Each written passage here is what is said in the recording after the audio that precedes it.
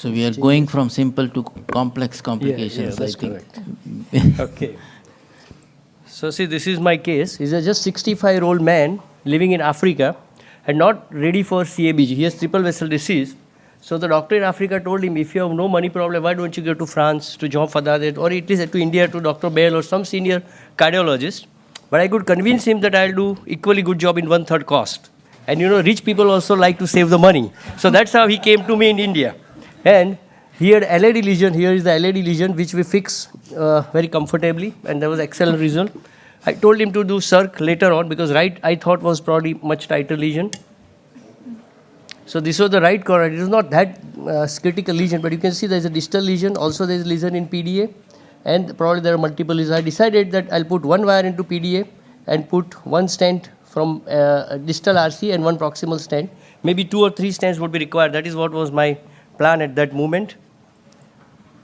So the first I put one guide wire. The same guide wire that was used for the LAD was used, and that was put as a jailing guide wire to LVPB branch.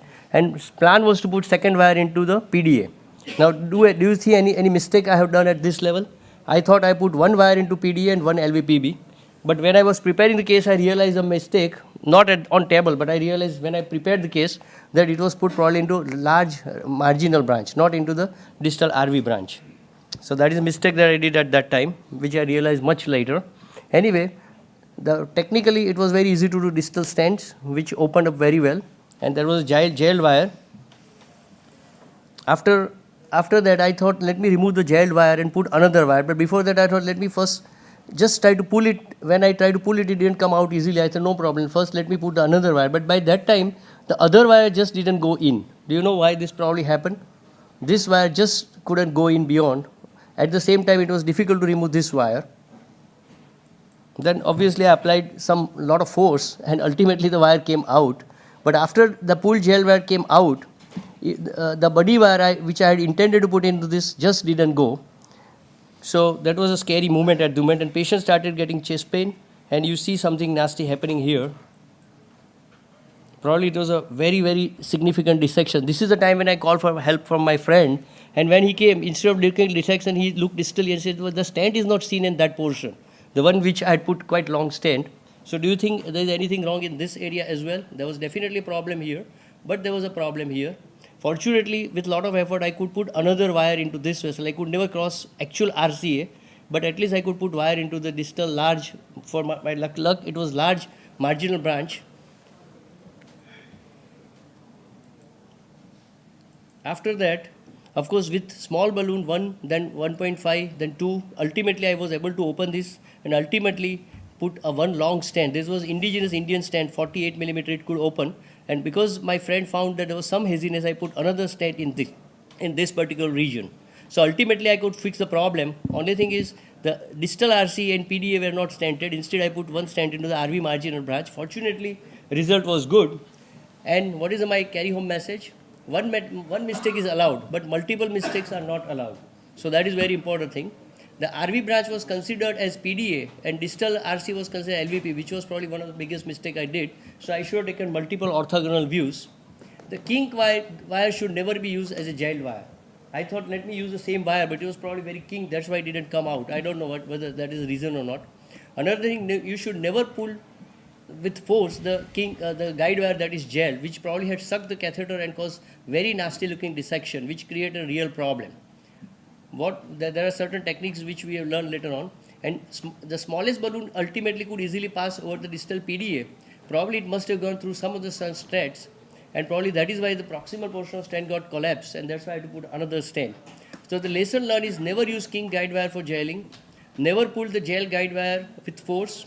At that time you should keep the guide wire much out, guide catheter much out, so that it doesn't get pulled in and cause damage to the proximal vessel. We can probably use micro catheter or small balloon till the stent and then pull the gel guide wire. And beware of balloon dilatation over the newly put stent, and especially when it is very small balloon, because it can sometimes go under the stent strut very easily without any problem. And then when you inflate it, it may create another passage. Identify branches very well, so we have to take multiple orthogonal views. And lastly, fortunately, stents can fix the problems. So that is what is my conclusion at this particular case. So I think you have learned your lessons and you have made the audience aware of what is the mistakes can be and already answers the answers, Only which could problem, have I been should the have potential learned this mistake questions. before I did the case. That was the problem. Yeah, but you learn and you move on in intervention cardiology. But some mistakes are forgiving, like this. You have done a good job, and so I think most of the points you have already raised. So, any additional words of wisdom?